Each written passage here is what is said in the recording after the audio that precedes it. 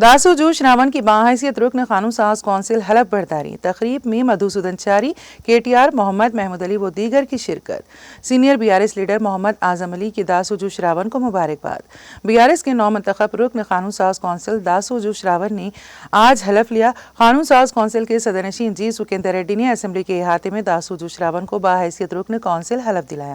اس موقع پر قائد اپوزیشن تلنگانہ قانون ساز کونسل مدھوسودن چاری، کارگزار صدر بی آر ایس کے تارک راما راؤ، نائب صدر نشین کونسل بنڈا پرکاش، سابق ریاستی وزراء ہریش راؤ، تلاسانی سرینیواس یادو، سبیتا اندرا ریڈی، محمد محمود علی، پدما راؤ گوڑ کے علاوہ رکن اسمبلی ملا ریڈی اور دوسرے بی آر ایس قائدین موجود تھے۔ داسو شراون کو حلف برداری کے بعد بی آر ایس قائدین نے مبارکباد پیش کی۔ داسو شراون نے محمد محمود علی سے ملاقات کی۔ محمد محمود علی نے انہیں مبارکباد دی۔